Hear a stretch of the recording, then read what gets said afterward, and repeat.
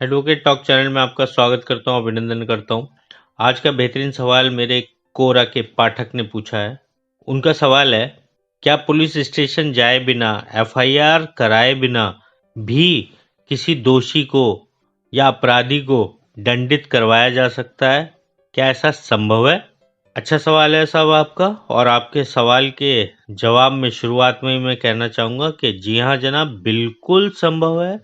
आप अगर police station नहीं जाना चाहते, पुलिस स्टेशन नहीं गए या पुलिस ने आपकी एफआईआर दर्ज नहीं करी, या आपको ऐसा लगता है कि वो इतना ताकतवर इंसान है कि वो पुलिस को मैनिपुलेट कर लेगा, अपनी तरफ मिला लेगा और आपकी सुनवाई नहीं होगी, तो आपके पास ये प्रोविजन कानून देता है जो बहुत से लोगों को जिसकी जानकारी नहीं होती और वो सोचते हैं कि पुलिस ने एक बार ये कह दिया कि हम आपकी रिपोर्ट दर्ज नहीं करेंगे, तो आप लोग हिम्मत हार जाते हैं और आप आके अपने घर में बैठ जाते हो और आप कहते हैं कि साहब ये हुआ था अपराध, मगर क्योंकि अब पुलिस ने रिपोर्ट दर्ज नहीं करी तो अब हम क्या कर सकते हैं? हम कुछ नहीं कर सकते।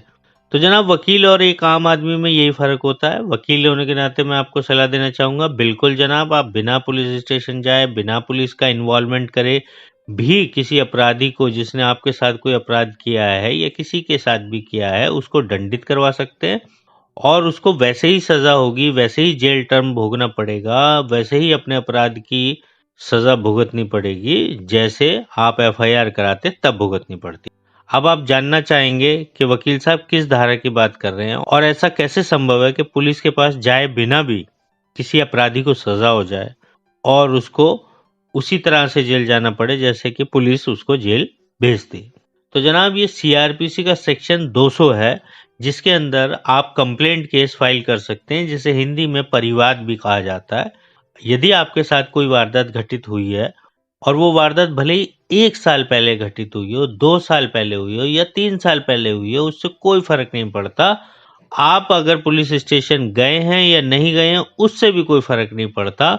मगर यदि आप गए हैं और पुलिस ने आपकी रिपोर्ट दर्ज नहीं करी तो भी, और यदि आप नहीं गए पुलिस स्टेशन तो भी, दोनों ही सूरतों में आप सीधा कंसर्न जुडिशियल मजिस्ट्रेट के न्यायालय में, यानी कंसर्न से मेरा तात्पर्य है कि वो जुडिशियल मजिस्ट्रेट जिस थाना अंतर्गत या जिस थाने की सीमाओं में आपके विरुद्ध या आपकी जानकारी में कोई अपराध हुआ है, तो उस थाने के जो प्रभारी मजिस्ट्रेट होते हैं जिन्हें जुडिशियल मजिस्ट्रेट बोला जाता है, आप उनके न्यायालय में जाकर एक कंप्लेंट दर्ज कराएंगे। वो केस के रूप में होगी। उस कंप्लेंट को आप सेक्शन 200 सीआरपीसी में दर्ज कराएंगे और उनको सारी घटनाक्रम लिख के बताएंगे कि ऐसा ऐसा इस अपराधी ने हुआ, आपके साथ मारपीट करी है या जो कोई भी काम हुआ है या किसी भी प्रकार का कोई भी अपराध हुआ है उसके बारे में आप लिखित में जानकारी देंगे। पूरे घटनाक्रम को लिखेंगे। वो घटनाक्रम मजिस्ट्रेट साहब देखने के बाद आपसे उस घटनाक्रम से संबंधित अगर कोई गवाह है तो उन गवाहों की गवाही की बात कहेंगे, या कोई सबूत हैं तो वो सबूतों की डिमांड करेंगे।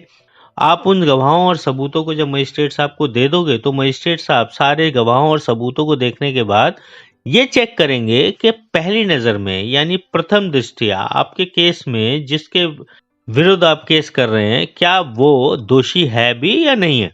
यदि वो दोषी पाया जाता है और ये दिख जाता है कि हाँ वाकई इसने ये अपराध किया है, पहली नजर में दिखना चाहिए, यानी कुछ एविडेंस आपके पास होना चाहिए जिससे ये दिख जाए कि हाँ ये अपराधी हो भी सकता है और नहीं भी। अगर ऐसा भी दिखता है तो कोई परेशानी नहीं है। मजिस्ट्रेट साहब आपकी कंप्लेंट का संज्ञान लेंगे। संज्ञान का मतलब कॉग्निजेंस लेंगे, और वो कॉग्निजेंस लेने का मतलब ये है कि वो उसको अपनी नज़र में रख लेंगे कि हाँ ऐसा कुछ हुआ लगता है, तो वो अपराधी को सम्मन या वारंट जो कोई भी उनको उचित लगेगा वो उसको इशू करेंगे। अपराधी को उसी प्रकार अदालत में पेश होना पड़ेगा जैसे कि अगर आपने एफआईआर करी होती तो अब उसको पेश होना पड़ता।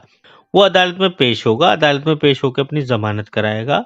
जमानत लेने के बाद वो उसके ऊपर एज इट इज केस चलेगा। मजिस्ट्रेट साहब इसमें इंक्वायरी करेंगे, इसमें पुलिस का रोल हट जाएगा और मजिस्ट्रेट साहब को लगता है कि अगर ये दोषी है अपराधी और आपने अगर गवाह और सबूत बिल्कुल ठीक प्रकार से पेश किए और सच्चाई आपने सिद्ध कर दी तो अपराधी को सजा हो जाएगी, उसको उसी प्रकार से जेल होगी जैसे पुलिस उसको एफआईआर करने के बाद, चार्जशीट करने के बाद जेल भिजवाती है अदालत के माध्यम से। तो उम्मीद है जनाब आपको ये जानकारी पाकर हिम्मत मिली होगी और समझ आया होगा कि सिर्फ पुलिस के द्वारा ही किसी अपराधी को सजा नहीं दिलाई जा सकती, आप सीधा कोर्ट के द्वारा भी किसी अपराधी को आपराधिक मामले में सजा दिलवा सकते। अब बस अंत में इतना ही कहना चाहूंगा कि आप चैनल को लाइक कीजिए, सब्सक्राइब कीजिए, बेल आइकन को दबाइए और जो करना है साहब वो जरूर कीजिए, क्योंकि कुछ ना करने से कुछ करना बेहतर होता है। नमस्कार जनाब, धन्यवाद।